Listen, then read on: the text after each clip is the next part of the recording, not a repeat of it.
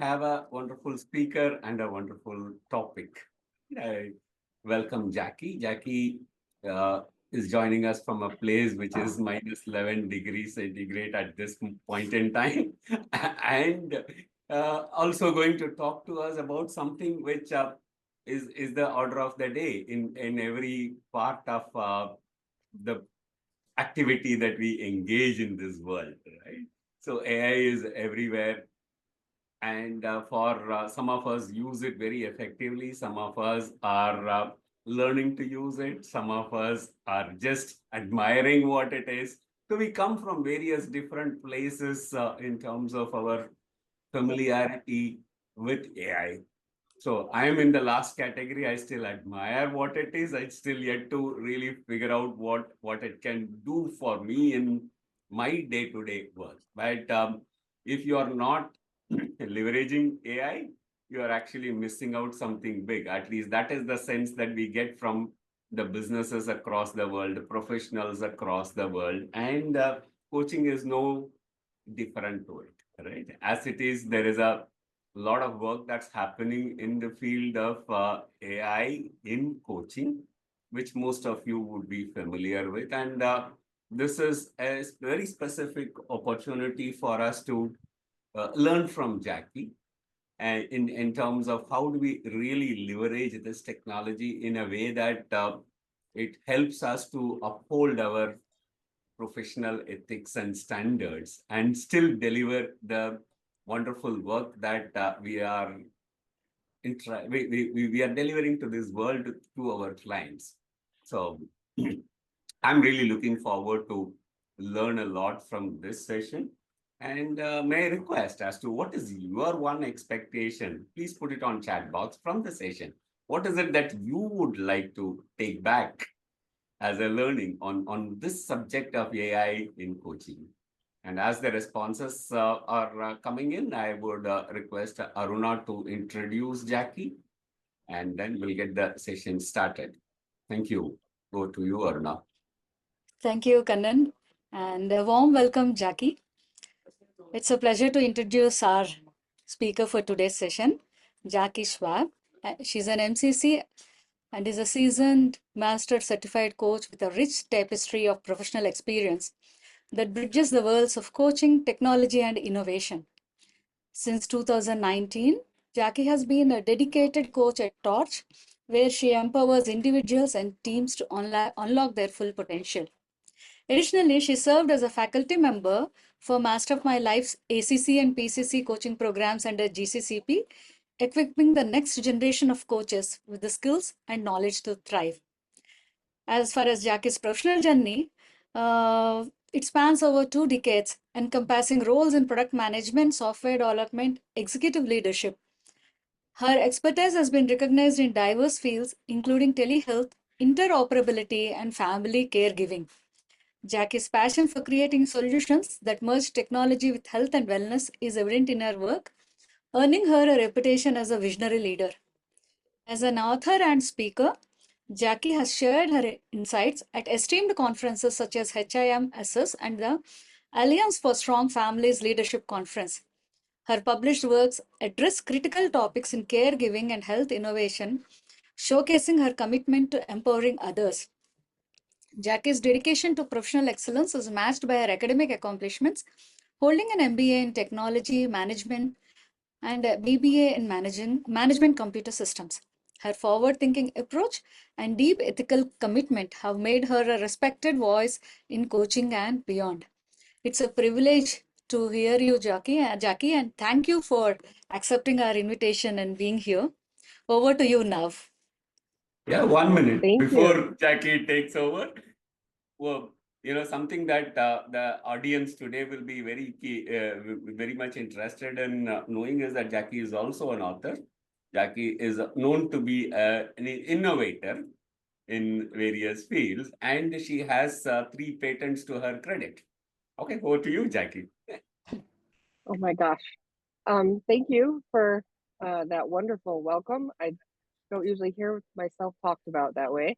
I think that if I'll share my screen, but one of the things that makes what I hopefully am bringing to all of you a little bit unique is I have an engineering background.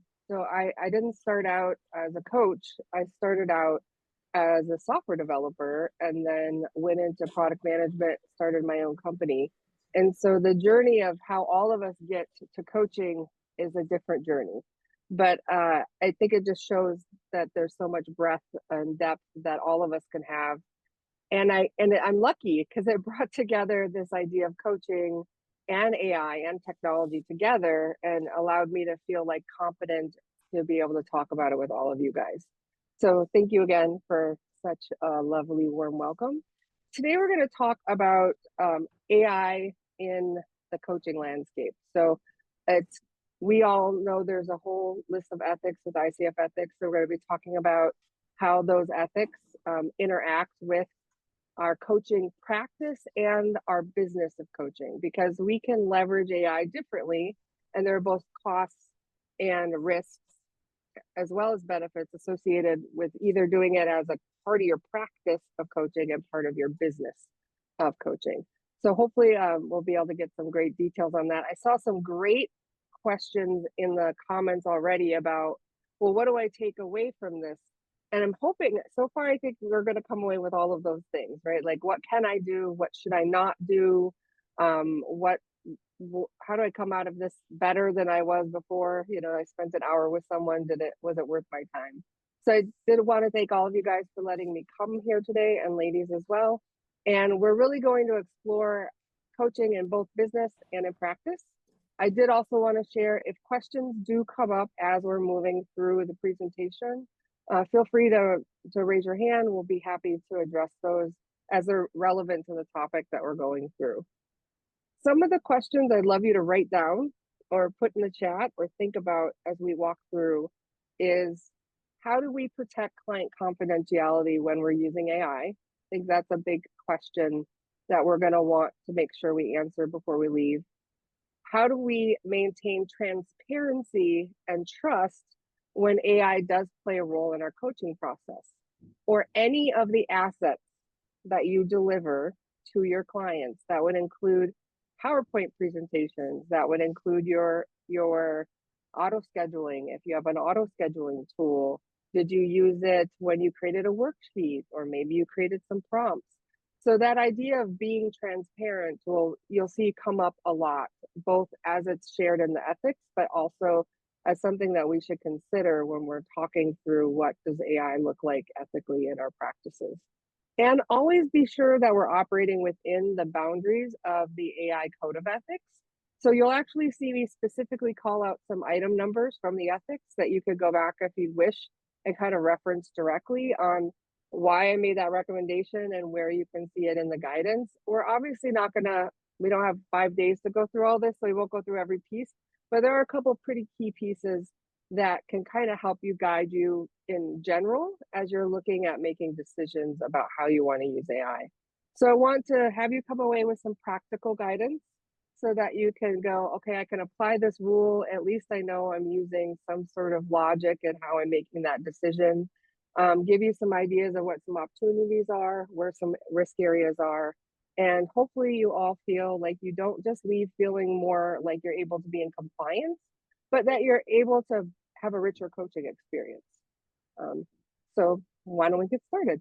So what are the real learning objectives that we're hoping to accomplish today is, I want to make sure we kind of set the stage for what we are covering and what we're not covering. We're not going to write prompts today, right? That's not the intention here. It's really to, if you decide to write prompts, how can you guide that in an ethical way?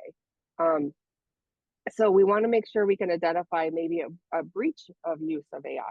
If we could tell you what exactly it looks like, if it might not be the right choice, then we won't make that choice.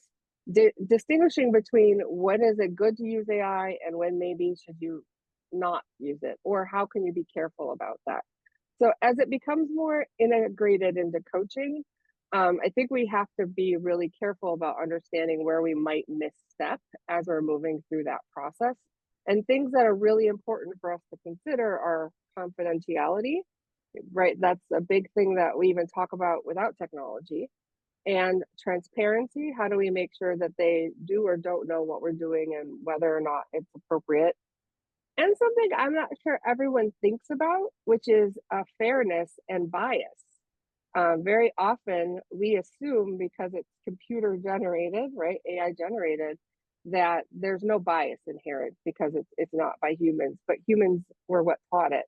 So the same types of bias that may have cropped up in any other way that you've created things are also going to crop up when you're creating them using technology. And then some real world applications of AI and how those are kind of interacting with ethics. 1 second, I have to cough. But I don't want to scare you away. Is this not about just the risks and how all of this is scary and bad? I think once you understand what the opportunities are, then you can decide whether you want to take the risk or not. And as coaches, I think many of us would say when we're talking to our clients, like we want to keep the human in the coaching relationship. Like that's super, super important for us. And it's even part of our competencies, right? Making sure we have that connection. So how do we do that while also using a technology? And will AI replace us? That's the other thing that people kind of are getting nervous about. But I would offer that you can't replace a coach, the actual art of coaching. What we can though do is allow us to do a lot more of a stuff related to our business and our assets that can give us more time to coach and less time to have to worry about crafting all of those individual pieces. So let's move along now that we kind of have an idea of what we're doing. So first, what are we talking about AI coaching tools? And specifically, I'll talk mostly about ChatGPT as a generative tool in this conversation. But what I want all of us to realize is we haven't just started using AI tools. If you use Calendly or you use some sort of scheduler for your clients to schedule meetings with you, you've been using a tool, right? You've already been using an automated workflow that's based on rules that have been set in place.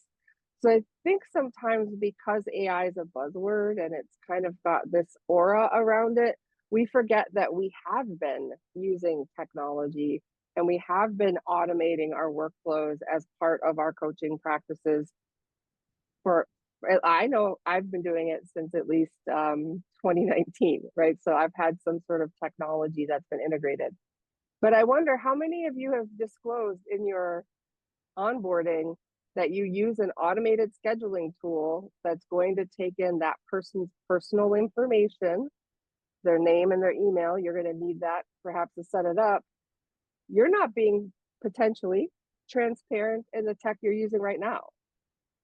So what we're talking about is maybe even up leveling what you're doing and how you're applying ethics to what you're doing in technology, even if you chose not to use ChatGPT, because we are using technology. We do want to be transparent in both our onboarding process as well as in our agreements, right? Like, what does your agreement look like or your contract look like with your clients?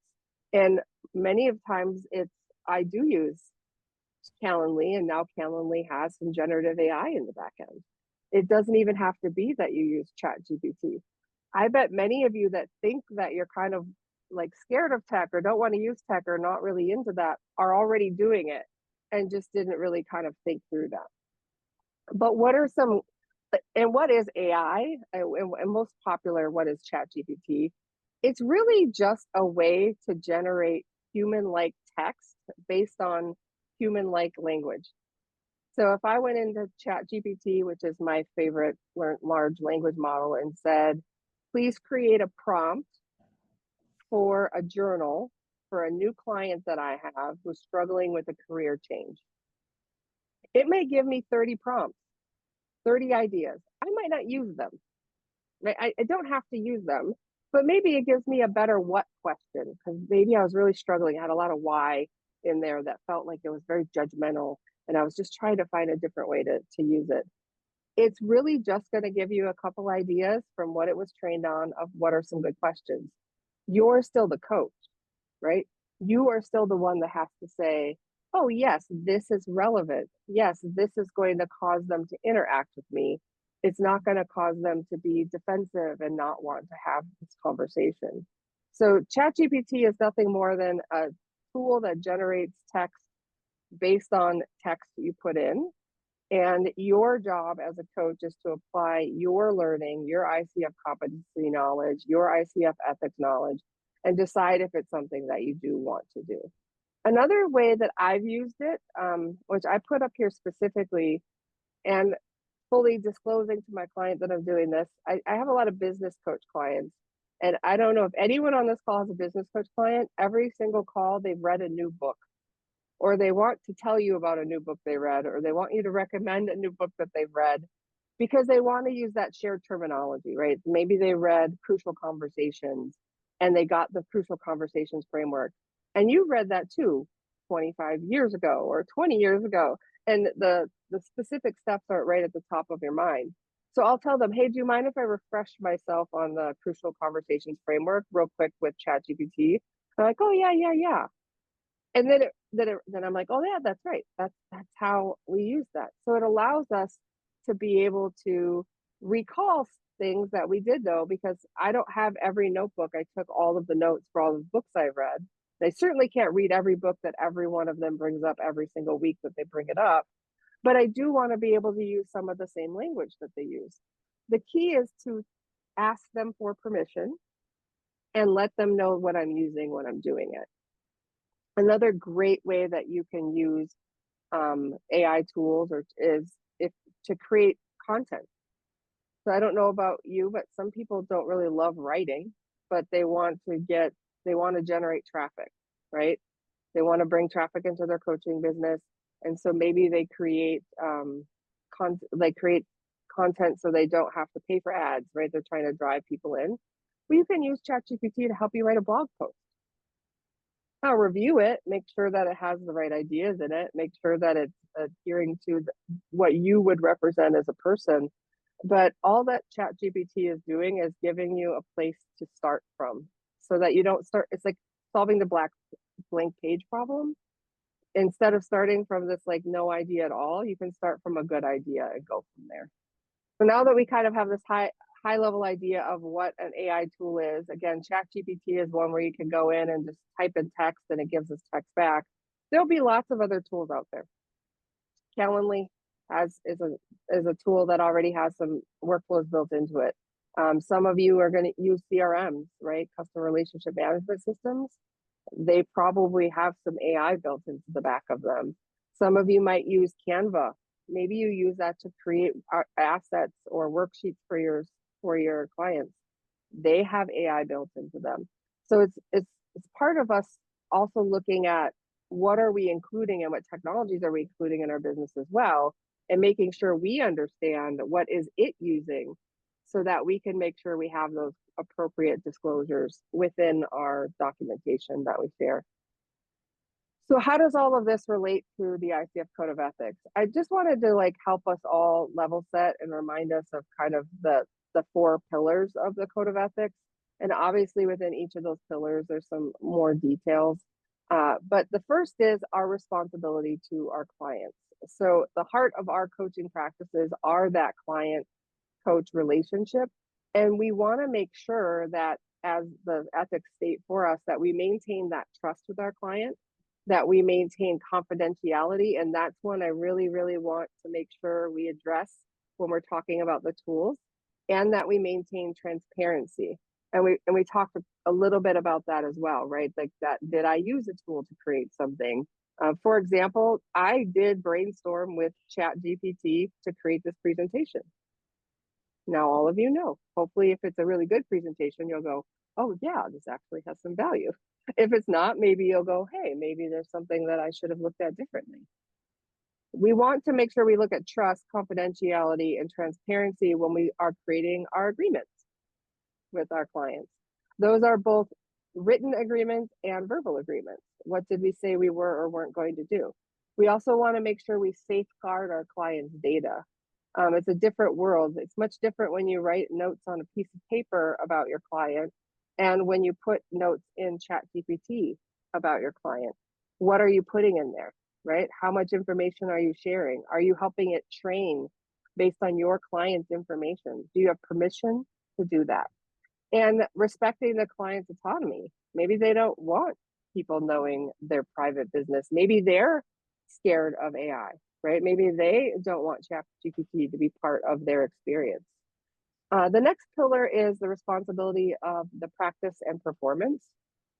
So this really talks about, and I would say thank you all for inviting me today, because this is what this one's about, is ongoing professional development and self-awareness. So as coaches, it's our job to recognize our limits, to know when we might need support, and to always be looking to continuous improvement. So if you're afraid of AI, the best thing we can do is take that head on, right? And look at what is AI. If you're nervous about ethical implications of AI, what is the best thing for us to do? To jump in and look at, well, how do I deal with the ethics of AI? How do I deal with the ethics of technology, period, within my practice? And so that's really what your chapter is doing here for you right now, is like, hey, let's help our community understand what they can and cannot do, so that they're able to work within the ethics of responsibility of practice and performance. And then the professionalism. So we know we're supposed to represent our qualifications and our correct credentials accurately, but also our services.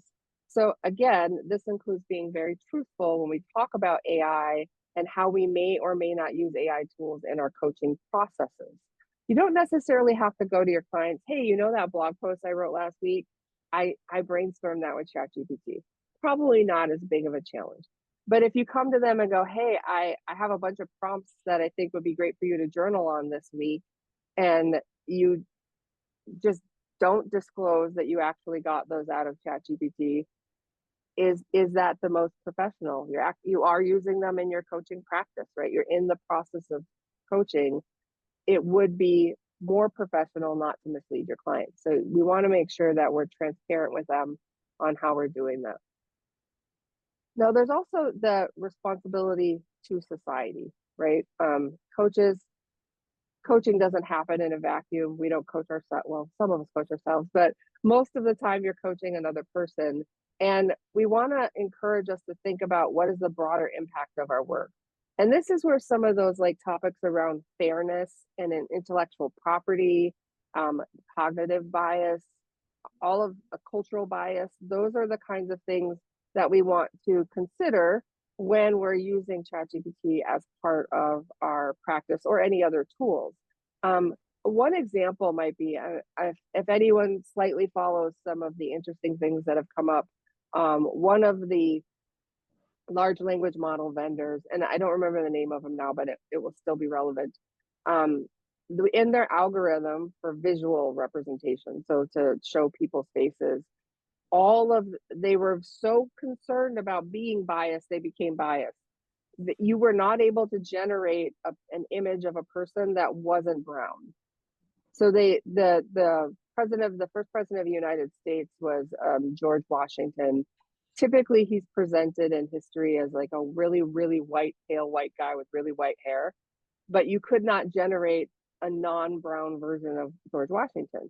And that was because of the inherent bias created by that LLM that didn't work through those processes, right? So we can also be too careful.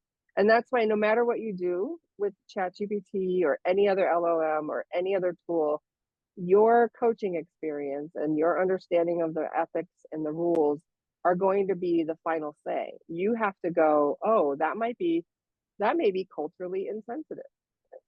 That may have a bias towards women or a bias towards men. Those things still crop up even though it's technology. So what we really want to make sure we come away with is, what are some challenges posed by AI in coaching, and what are some ways that we could integrate it ethically into our practices?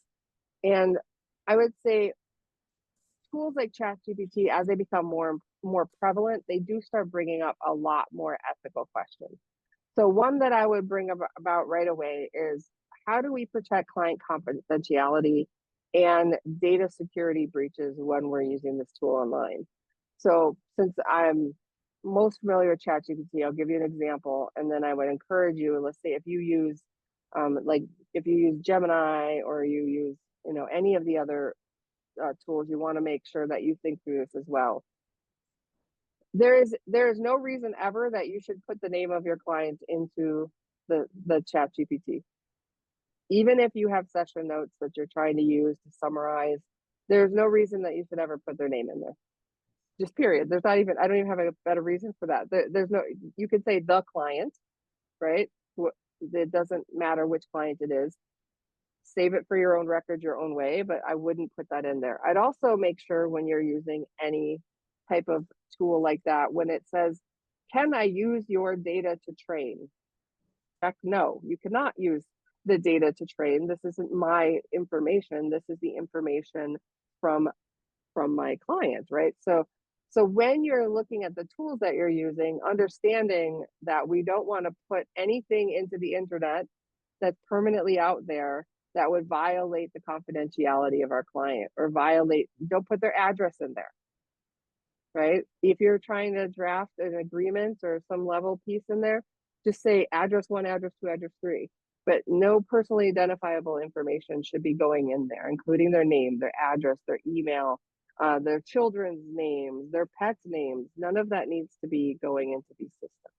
And we also want to look at whatever you're using, what are the protections they have, like do not train on my data. That's one of them. In ChatGPT, again, you may or may not use it. It's actually something in there called memories. It stores your prompts. So you may actually even go a next step and make sure you delete the memory of the chat that you've used if you've used it to put together information on your client. So that was the first question, right? How do we protect our clients' confidentiality and data security? If you're not doing that, none of the rest of this talk matters. So don't do any of this other stuff if you can't do that first one, right? Don't use it at all until you understand the different limitations of the tools that you're using and what information that you're sharing. The other piece that's important is understanding what boundaries that you're going to use in your coaching session so that you don't undermine your client-coach partnership. So what do I mean by that? Because that was a mouthful, is if you're going to use it, tell them. This isn't like anything that feels like you're sneaking around is sneaking around. You're going to break the trust that you have with your client. So I would consider in your onboarding to determine their level of comfort at all with whether or not they'd be open to you using it as a tool to help support them. Most clients are pretty good about it. They're like, oh yeah, as long as you don't put my name in the internet, they'll say, as long as you don't put any information about me in there, you know, I'm okay with that. Or if you say, oh, I created these prompts, I thought they were pretty good, I generated them out of AI. So I would say first, make sure you disclose at the beginning of that relationship. And then whenever you deliver something, make sure you disclose again that you did the thing, right? Some people even suggest you put markings on all of your assets that say AI assisted, you know, if you want to go to that level. The key is to make sure you don't undermine that client-coach partnership. And whatever it is that's most comfortable for you and how you disclose other things is the same thing that you're going to want to be disclosing as for your use of this particular technology. And again, I'll repeat it again only because it's so important. We have to ensure transparency with our clients about the role that AI is playing in our work. If it's just part of the Calendly algorithm, they're going to expect it. But if you're literally going in and using a different tool, they might be scared. So you may even need to educate your client on what it is that you're doing. Even open your screen and show them, like, this is what I'm doing. This is what this looks like. Is this still okay with you? So that, you know, we're afraid of things that we don't know. And this will allow them to have as much information as they need.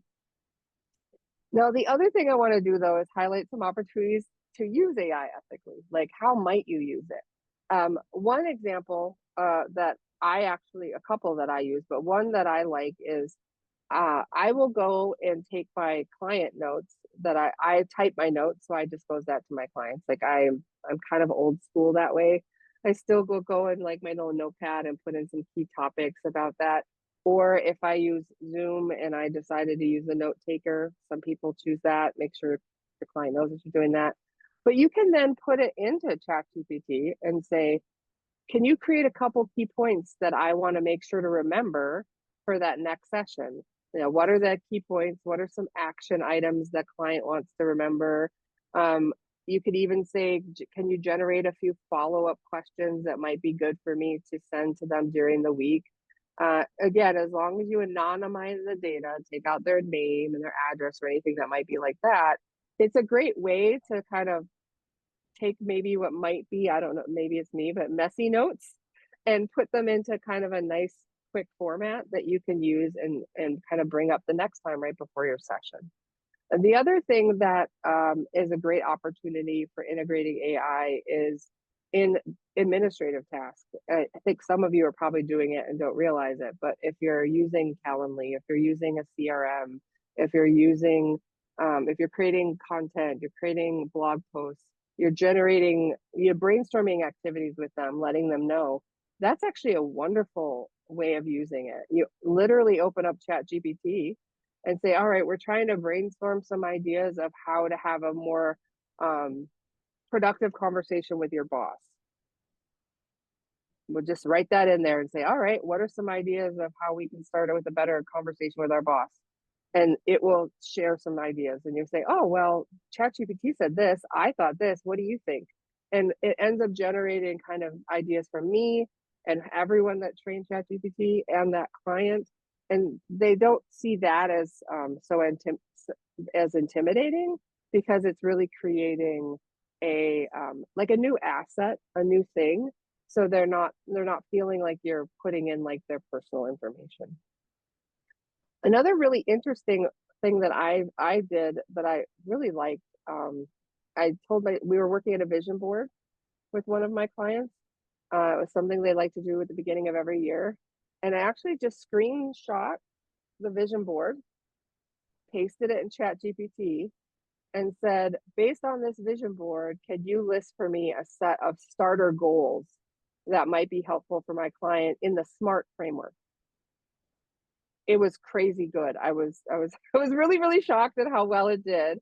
But it was like they had a music note on there, and they had some writing on there, and they had, you know, some work related pieces. And it just gave them a way to put something visual into something textual that they were then able to take and share with their boss later, right? They're like, here's the business ones that I wanted to share. They're in the SMART framework that my boss wanted, but they didn't have to like stop their creative process to be able to do that. They were able to keep that and then integrate it with something else. So as long as you really approach it with this ethical awareness, there are some really cool benefits on how you can do it. So with that, so I've also, like, I think I already shared ICF Chennai. Sure, what's your question? Jackie, there's a question. Would you Yes. like to now? Sure, what's the question? Regarding the storing of the conversation. The question is, Mr. Chandrasekhar has asked, if we cannot store the conversation or summary notes of the same and delete memory, what do we use ChatGPT for? I may have missed your earlier point. Please clarify. Okay, good question. Thank you. So to restate, in ChatGPT,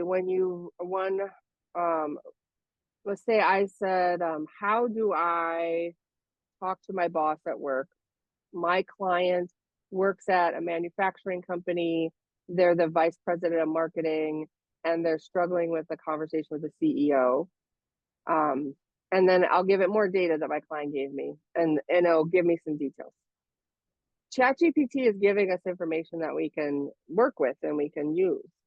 But then it keeps a memory that in the back end says CEO, or it'll say like VP of marketing at a manufacturing company, CEO in the back end. If you go into the memories and delete that, it will just not use that data for the next chat that you create. So I would discourage using ChatGPT as your data repository. If you want to take notes and use it to create a session summary of notes, copy it out of ChatGPT and put it somewhere else. Put it in your CRM, put it in your notes app, but don't leave it there, because if it's in ChatGPT, that or any of the other LLMs, they can use that information to train their model. Whereas your notes app on your computer isn't going to be, mined for data about what's on there. Was that clear of the differences? I'll check the chat too. PM, is that good? Yeah, okay, good. All right. Thanks for the question though. Great question. Which brings up a great point, and thank you again for the question, which is how are we using the tool? Like if we're using, I would recommend if you're ever using ChatGPT or other LLMs, you're using it as a thought partner. So just like you were having a conversation with another coach, like we're having right now, we're all thought partners in this new adventure that we're on together. And you wouldn't store all of your thought partners' information on the internet for everyone to know who you talked to and who they were. But you might store those in your notes or your journal or a notebook, right? Like that's something that you would do. So if you think of ChatGPT more as a thought partner and less of a repository, that might also be supportive when you're deciding what to keep and what to not keep. So some of the benefits of using AI in coaching, because it's really isn't all bad and not everything you do in it will violate the ethics. They're tools just like any other tool. If you have a CRM, some people use HubSpot, there's 100 different coaching apps out there. Those aren't bad, right? They're not, you should never use those. They don't even say that in the ICF, but they do say in the ethical standards that you should review your technology to make sure that it is supporting what you're doing. So one easy thing that's low risk that won't cause any challenges is using it to generate some reflective, thought-provoking questions. I talk a lot about when I'm training, and one of my old students is on here, me too. I would talk a lot about making sure we ask open-ended questions, as every training program ever does. Also, I'm very fond of what questions that start with what, like what happened that would, versus why questions, because sometimes why comes across as judgmental. Great opportunity for ChatGPT is, can you help me change this question that I wrote to sound less judgmental? I can't figure out a way to reformat it. That's a great way to do it. Or can you help me generate some good journal prompts to help this person with their executive presence, right? Maybe you want them to journal on why they might be afraid to stand in front of a group of people. I think we've already talked about a great opportunity, or something I really like is using it to brainstorm. So going in and saying, all right, like we're having this situation, let's look at different ideas that we could come up with. Maybe your client has run out of ideas or just likes to have a starting space. Another one is actually role play that you can, if you feel comfortable, you can tell your client, like, hey, why don't you have a conversation with ChatGPT and talk back and forth. If you're still not feeling comfortable after our conversation, go into ChatGPT and say, please pretend you're my coach. I'm still trying to have this conversation. I'm really struggling with my words. Will you have a conversation with me? And it will go, sure, why not? And then they can have some additional conversations back and forth. And then ask them to point out where it was kind of silly and not as helpful, because that obviously when they come back to you, you can go, oh yeah, this is why it's a little different. I have all this context from years of working with you where ChatGPT only knows the 5 things that you put in. The other, which I think is fairly, I think I brought up a bunch of times, but you can use it to help streamline administrative tasks that maybe take a long time, like session summaries was one that I shared before, but also like drafting follow-up emails. Maybe you're trying to do a bunch of stuff really fast, but you want to sound professional and you also want to be empathetic, but you're trying to do a lot of them. You can literally draft the email right in ChatGPT. Say, I'm drafting this email, but could you make sure the tone is friendly, warm, and professional? Please rewrite. And it rewrites it quite well. I find it to be verbose, but you might have to take a couple of things out of it. But it is a great way. If you're not great at like staring at a blank page, doing that is a great way. Automated scheduling and reminders, that's just part of other software you're already going to have. The one of the recommendations that I will not recommend, but I'm going to point it out because I wouldn't do it, is some people suggest that you could use ChatGPT or other LLMs to organize client records and store them. I wouldn't do that, right? That violates, for what I said before, privacy and data privacy, security, and it's then on the internet and usable by them. Others might say like that's the best use of it, and I would personally disagree. I think that until they like, there's some HIPAA guideline that they commit to as part of your vendor, that they will not share and use any personally identifiable information or sell your client's information. You can't be sure that they're not going to be doing that. So I wouldn't do that, but I have seen that as a recommendation. And the other it can also help you spend more time coaching and less time doing some of the business processes that you have to do a lot of. So if you have a lot of follow-up emails, if you have a lot of session note pieces, if you have a lot of guided journals that you want to put together, a lot of prompts that you're doing, if you can draft like even 80% of that using ChatGPT, instead of you having to craft all that on your own, it gives you more time to be coaching as a practice and less time to be doing some of the administrative sides of your business. So I think that in general, those are some of the higher level benefits. One thing I wouldn't do though is, let's say you're feeling a little lost for a question. I don't know if anyone's ever had that happen, right? The client comes in, they tell you all this stuff, and you're kind of like, whoa, I'm not really sure how to answer that question. That is not the time to open up ChatGPT and go, I'm lost. I don't know what to ask my client. There's much stuff I got to tell you right now, real quick, because I wasn't telling you that when we were in that you're going to break the human connection with your client, right? This is not meant to replace the art of your coaching. And it will also put a little bit of a break in the active listening, because now all of a sudden, what are you worrying about? You're worried about you. You're worried about your inability to come up with a good, engaging question. You've lost your connection with them. You've lost the empathy with them because you're trying to find this perfect new answer. So I would offer that as even if it's not an ethical thought, just a thought in general. If you are ever getting so worked up about what you need to do with the AI or what you want to do with ChatGPT, close it. You've already broken some of that connection that you need to have with your client, and you're not ready yet to integrate that into your practice. It doesn't mean you can't use it for emails or for blog posts or for content or for LinkedIn posts, but it does mean that you're probably not ready to balance those two things. So we talked about it before, but I wanted to make sure you guys had this like connection. So if you wanted to go look up things later, I know a lot of us like to follow up. When we're talking about specifically confidentiality, and we all know it's the cornerstone of our relationship with our clients. I know I specifically, when I do my onboarding, one of the key things that I talk about, other than our agreement, is what my confidentiality looks like for me, who I'm allowed to talk to, what I'm allowed to say about them, what I'm allowed to share, whether their sponsor wants me to share certain information. Now, one of those things is whether or not I do or don't utilize AI and how.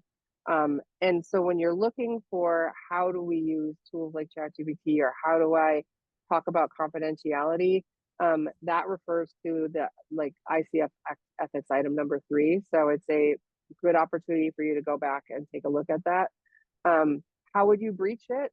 If you input session notes or client details into a tool and you don't consider ahead of time privacy policies or exposing confidential data, you've just breached one of the ethics that ICF has for us.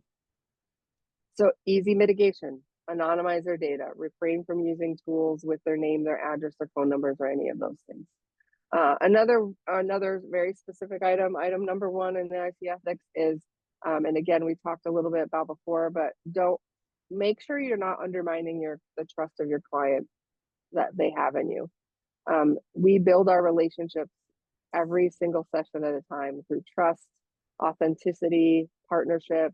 And if we over rely on the tools, we may unintentionally build an understood, unknown, like, barrier between us and our client. Here's a good example of how you could do something that's ethical, but break trust.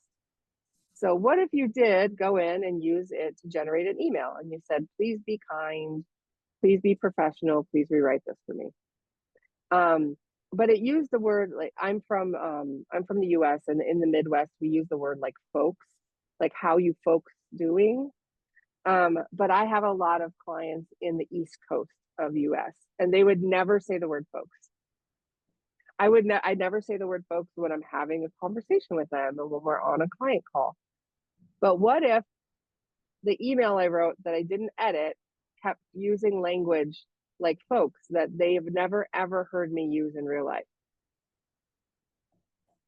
Now I'm breaking like that authenticity, right? I can be breaking some of those partnership connections if I over rely on the tool and create some unintentional barriers. So while there's some things that are still ethical, we can still break our client coach trust relationship if we aren't careful with how we do that.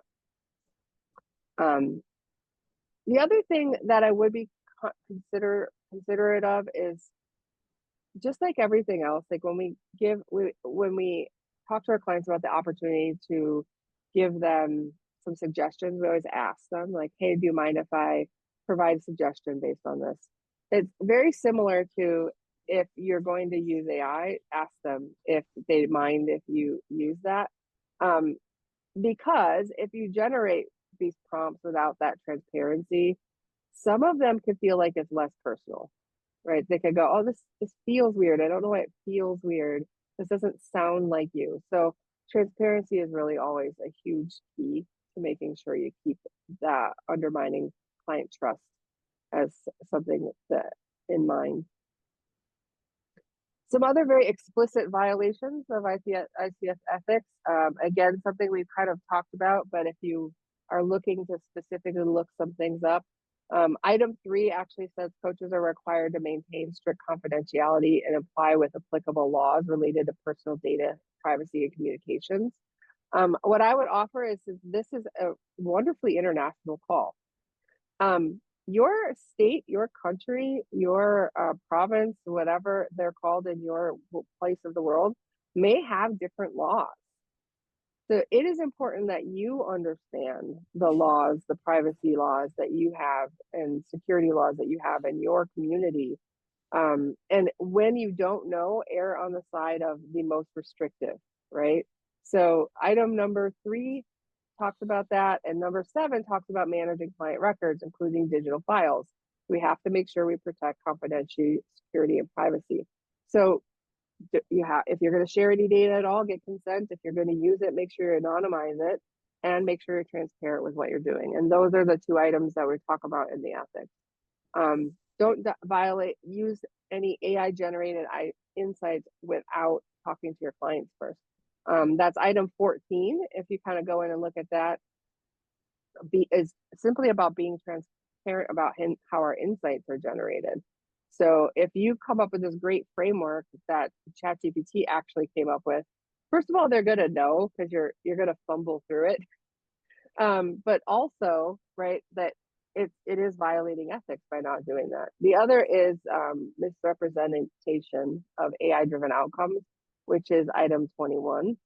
You must be truthful in representing your expertise. So if you say you are able to do this, or you come up with this new insight that isn't something maybe that you necessarily would have done on your own, now you're misrepresenting your own expertise and your own qualifications.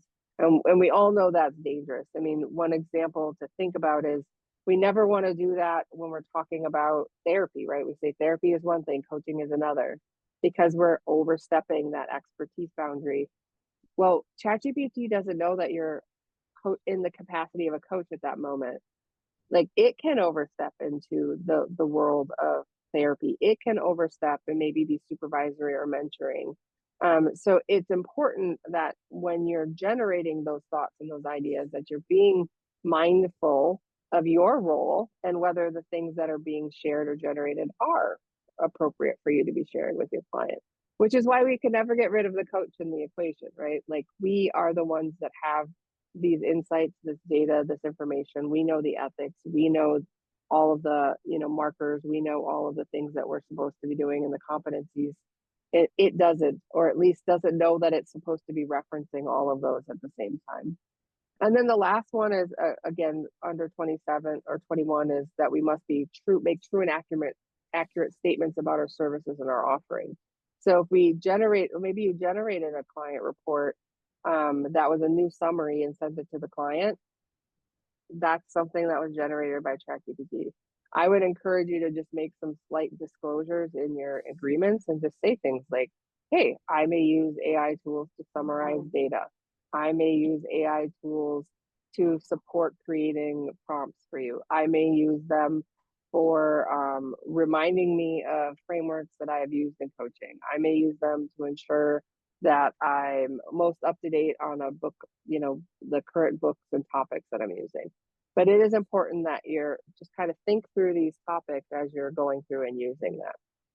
So what are some appropriate integrations? Again, we talked a little bit about this, but just to be very specific, content creation is in alignment, and it's in alignment, and you can look under item 13.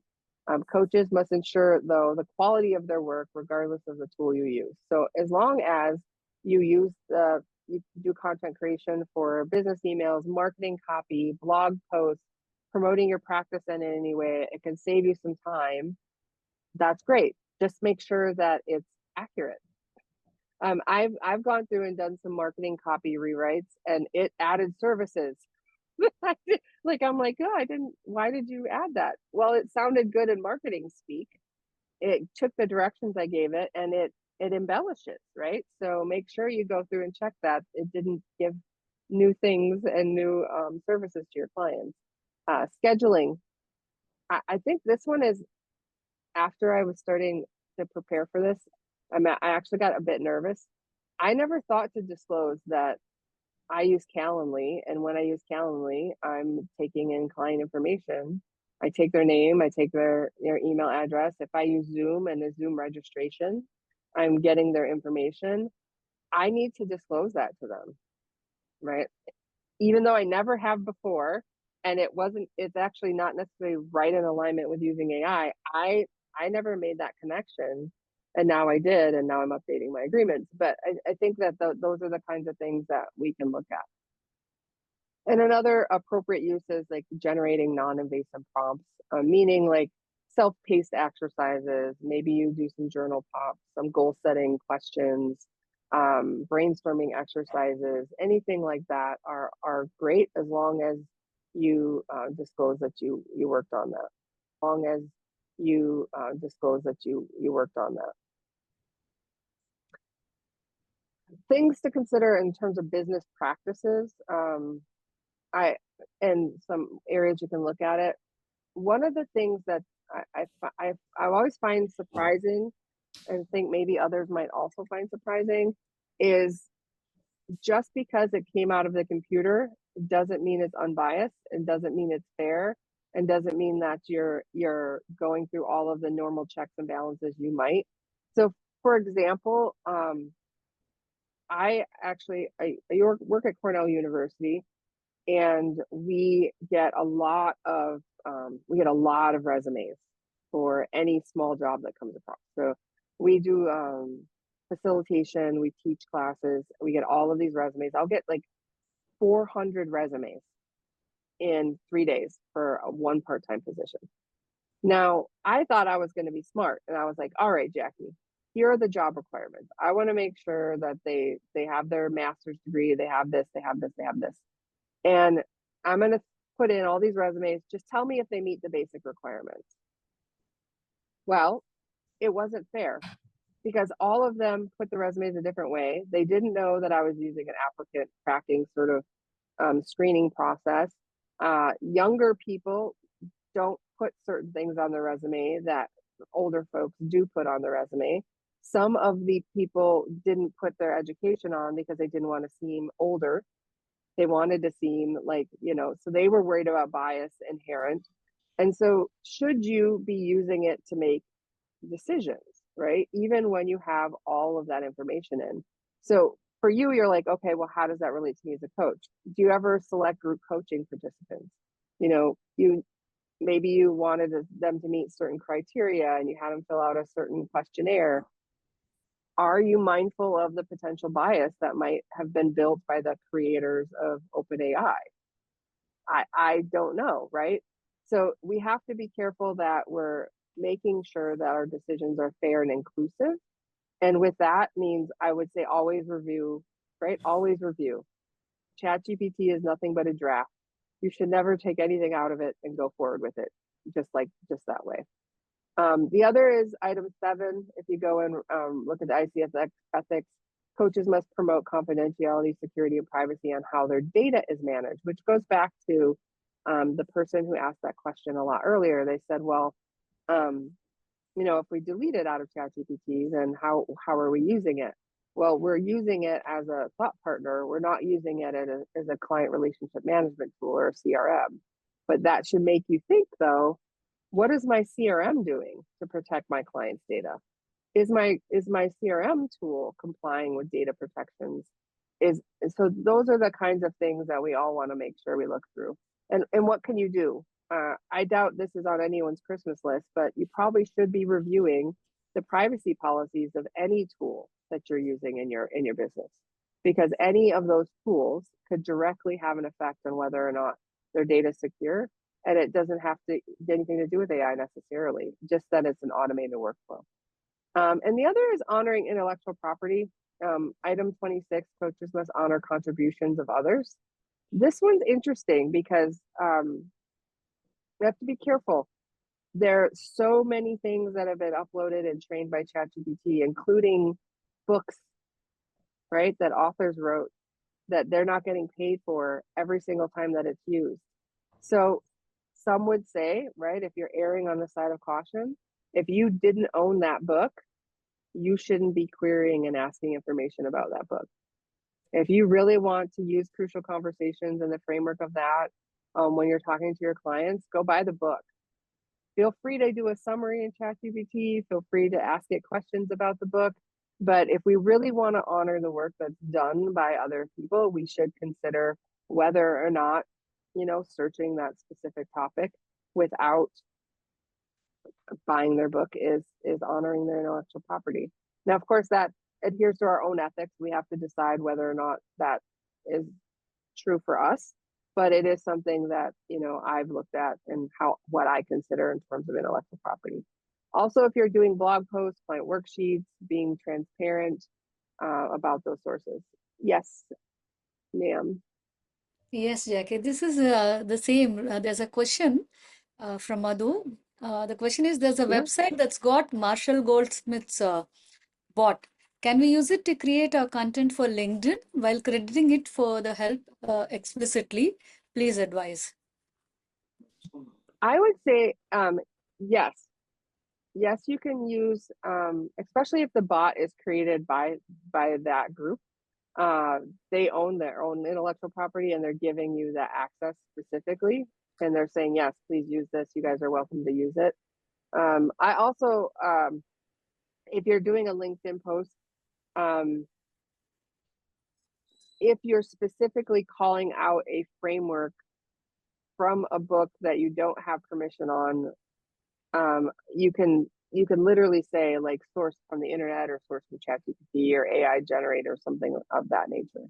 But yeah, if they're offering you the bot for use, they intend you to use it, would be my answer to that. Did I answer the question specifically? Yeah. Yes, Jackie. Thanks for that.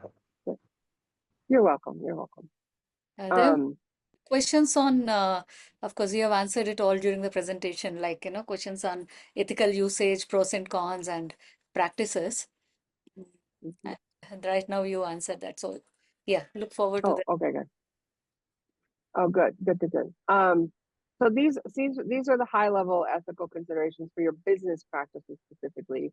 So here's a good one to consider too. So I know one of the gentlemen mentioned he was from Japan, right? And some of us are from India, some of us are from the US. What if you're like, I don't know if using AI tools is compliant with my country's laws and regulations? That's a great question to ask ChatGPT, right? You can say, hey, ChatGPT, I'm an American living in Tokyo.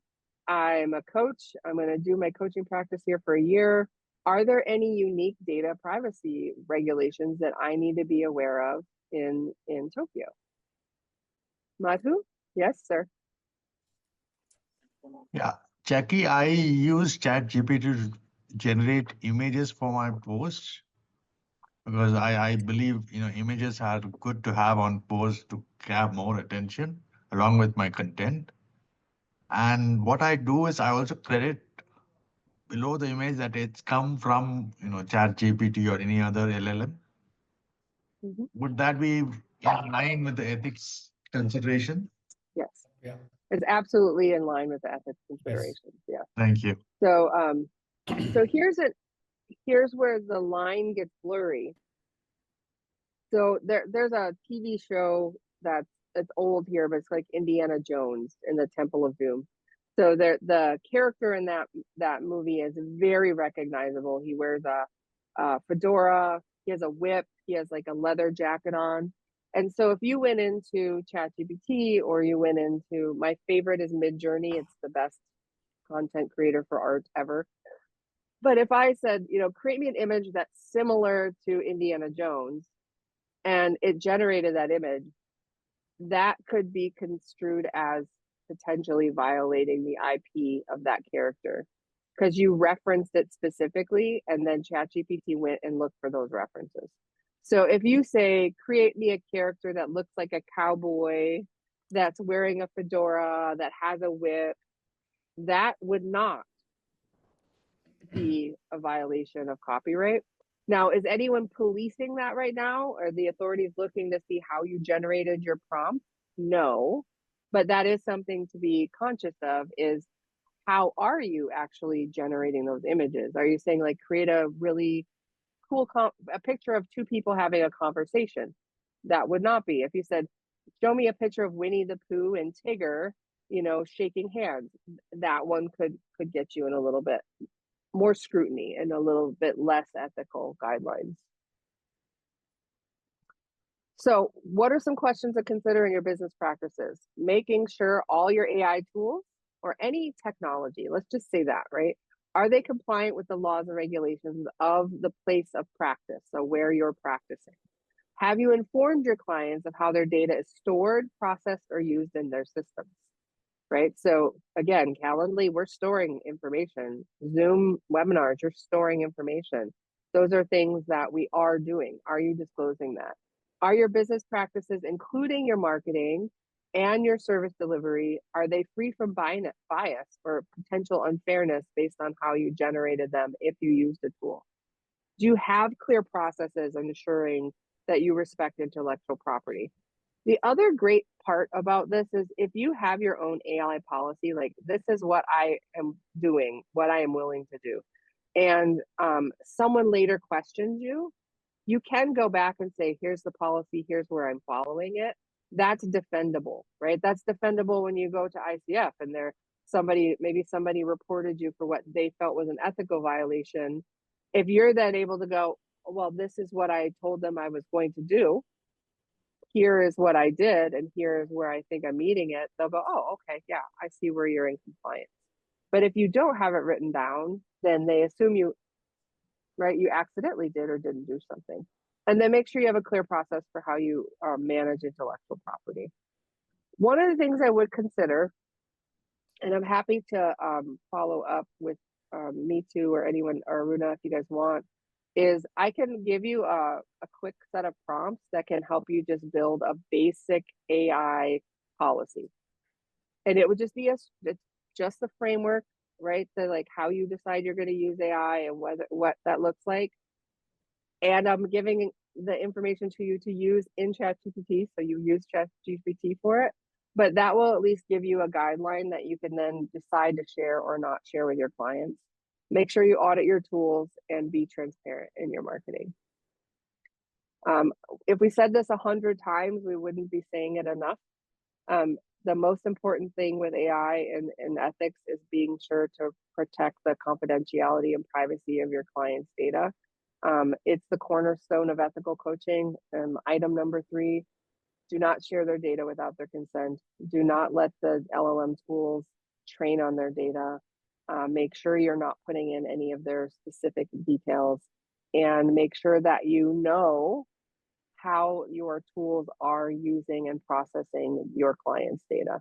And again, I bet some of us might want to look at our CRMs or our even your email providers, right? Like if you use MailChimp or you use ActiveCampaign, how are those affected, or how are they using your client's data? Yeah, it's not AI, but it is technology, right? And we want to make sure we understand how our data is being handled for our clients. Just wrapping up, like transparency and use, make sure you tell them what you're doing. What are you generating? How are you analyzing data? Be sure to communicate the limitations that you have, right? Or what you are or aren't doing. And again, the ICF Ethics number 21 is making true and accurate statements about your services. When all else fails, just tell the truth. When all else fails, just declare, right? Just be very, very specific. Yes, I created that and it was a prompt and it was AI assisted. I wanted you to know, just in case that's something that, you know, would be of a concern to you. So practical steps: create an AI policy use, at least for guiding how you want to do it. Educate your clients about AI's role in your business, if there is a role, right? If you choose to use it as part of your practice of coaching and or the business of coaching. And, you know, once a year, throw something on your calendar and just say, I want to make sure I'm still adhering to the standards that we have for ethics. And so let's be honest, that's not a bad idea to do, period, right? Looking at your tools once a year and making sure they're in alignment. Yes, me too. Yes, Jackie, there's a question in the chat box. I'm reading it out. Okay. We are writing observation feedback about the video of coaching sessions. If we generate the summary from ChatGPT, is this action violate the ethics? For example, I need to write each feedback for 10 coaches. While some parts are very similar, can we send one sample to ChatGPT and send the conversation words and ask GPT to generate a feedback?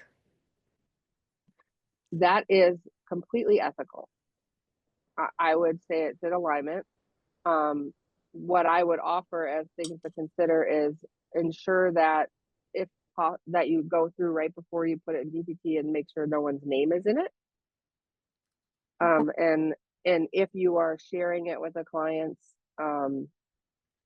if somewhere in your agreement you disclose that you use ChatGPT for summaries or anything like that, that would be even better. But just make sure that you don't have their names in it, and that would be a good use. Yeah. So that's a good one. Madhu asked a question that says, does this mean we shouldn't mention the coachee's name or email in our coaching log tools? Great question, right? It depends. What coaching log tools are you using? And does that coaching log tool adhere to data privacy standards and protections that are of your state or where you live? If we have to create logs for PCC, which might be what you're saying, like we have to put their name and everything in there, but it does say that we're supposed to get permission from our clients to use their name in our coaching logs as part of getting our ICF credentials. So it's really about where are you storing it? And does the place that you're storing it follow privacy protections? And do you have permission from your client to use or share that information? And are you only using it and sharing it in the way that you have disclosed to them? Yeah, I would delete all information before ChatGPT. Thank you, sir. Please keep your questions coming. Coaching log, yep. And so I think I answered it relative to the coaching log. I would say the least I would say on your laptop, Madhu, is the best place. On a notepad in your laptop, versus in like a coaching tool. I actually feel like that's less secure because it's hosted right in the internet by some hosting provider. Do you know their hosting provider? Do you know that hosting provider's data integrity and security and privacy rules? Do you know that you probably do not, and if you don't, it's safer that it's with you, right? So if you actually look at like some data repository sites, like I store stuff on Apple Cloud, I store stuff on Dropbox.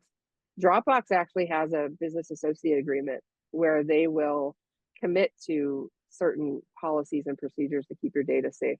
So it is important that you consider where you're storing it and that you've disclosed to your clients the reason for it.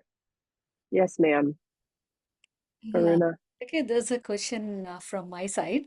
You mentioned that we need to mention in the coaching agreement that we are using the tools, right?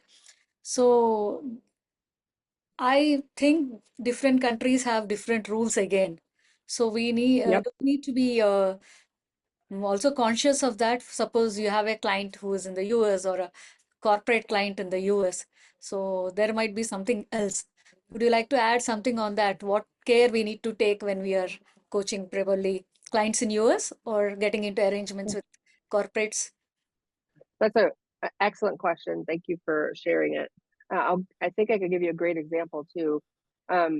Spain has one of the most stringent requirements for data privacy and protection than almost any other country. You cannot exchange personal private information outside of the Spanish country's borders, right? So literally you can only store it within the borders. So how do you know all of this, right? How do you know if your client's in Spain or your client's in China or your client's in Tokyo or your client's in the US? What do? You ask ChatGPT. So first, the reason you would ask is it shows that you had an intent to follow the rules, right? So you can say, I went and said, hey, ChatGPT, I'm working with a US-based client. What do I need to know about privacy, security, and data protection rules there? The good news is right now, coaching is not regulated in the US as like a healthcare regulation.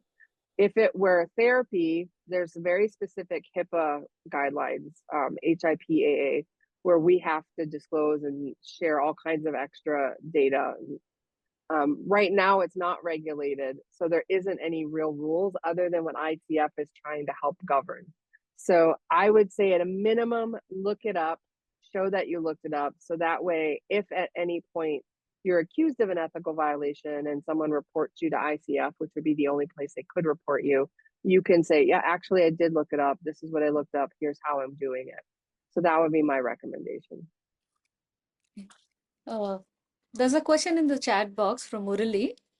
What are your tips to ensure we ensure active presence with client without getting deviated from AI prompt? Great. So first is I wouldn't start out with ChatGPT going in the background when you're first doing it. I would use ChatGPT or other tools. More specifically, if you were doing it for your business. But what I do to stay present is I open up ChatGPT on a side window, and I have my client's face on this window. And as we're interacting, I actually will take my notes because I don't have the client's name, so I'll take my notes actually in ChatGPT. I'll just do them right in there. And then if there something comes up and they want to brainstorm, I'll say, hey, do you mind if I open up ChatGPT and we brainstorm this together? If they say yes, then I hit enter because that makes my notes are in there. And then I open it up for them to see. And then I actually will say, okay, so let's brainstorm together. So when it's open and we're both viewing it at the same time is one way that I've done that. In terms of prompts, I do them more of as offline prompts, not active while I'm in my coaching session. So like, let's say they're like, hey, could you send me some ideas for journaling on this topic? I'll say, sure, let me, I'm going to go like access some things, I'll talk to ChatGPT, I'll put some stuff together, I'll send it out to you. I've only once actually used it during a coaching session to generate a new question. And that's what gave me the idea when we were all talking together to say, if you are so worried about asking the right question, then you probably should close ChatGPT because you've already lost that connection with your client. I'm more of a proponent of use for my business processes and less of for the art of coaching processes. I think that there's still, I think there's still a lot of gray area there. And of course you can do it, but it's really, really challenging to not break that connection with your client unless you're saying, hey, I'm going to use this as a tool. Let's use this tool together. Let me open up and let's talk about it. But I wouldn't do it in the background personally. Is how I would work with it right now. So I think we've already talked about this, but I would say, so if a coach uses ChatGPT to create a journaling exercise for a client, if you put in general anonymous data, you talk about their career goals, you ask it to generate some open-ended questions. Before sharing it, say, hey, just so you know, I use technology to create these. That's a totally appropriate use in the coaching relationship of the tool. But in terms of AI misuse, that's more of a violation. If you put in session notes with all their information in there, you use it to generate a progress report and you don't diagnose that you've used AI, that's literally breaking like every single rule. So that would not be something that I would do in terms of that. So just to wrap it up, and I'm sorry if I ran a little over, I'm verbose. Hopefully you guys were able to find a few ethical risks and some opportunities that we can use AI.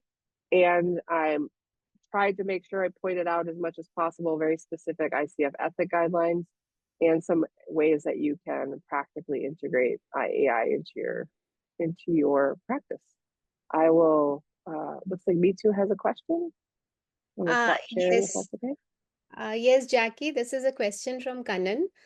He's asking, how do you see clients' reaction when you make such disclosure about using AI? So I've seen a few things, which is why I asked. Just like I've got some clients where I'm like, do you mind if I offer you a suggestion? And I would still say every time that someone says no, it surprises me. But they've said no, right? So what I would say is if I ask them, are you open to me utilizing AI tools as part of my coaching practice, and they go, then don't use them, right? Like they're clearly uncomfortable with the use of them. Now you could say, you can differentiate though with like between using it as part of coaching practice and using it as part of your business practices. But I've seen both. For the most part, people are like, oh, how would you do that? Show me an example. And then I literally will open it, share my screen, show them what I'm doing. Hopefully that answered the question. Kannan is not here. I think he's not on the video.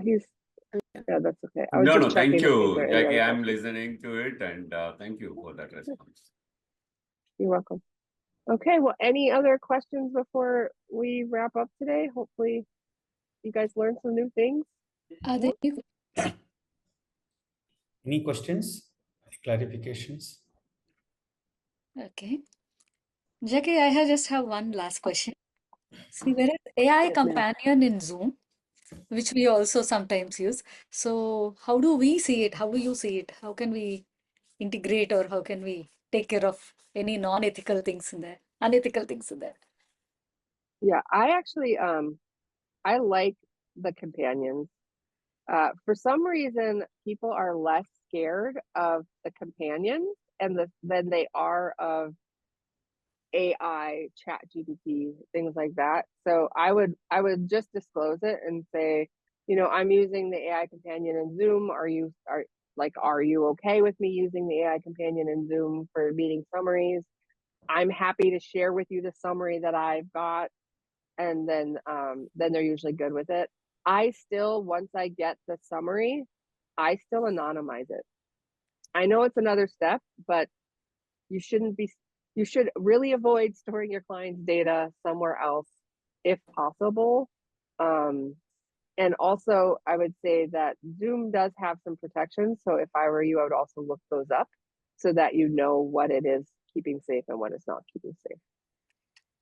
So before I invite Baburaj for vote of thanks and take more questions, I just want to make one announcement. Our next L&D session is on February 19th, the same time, 7 to 8:30.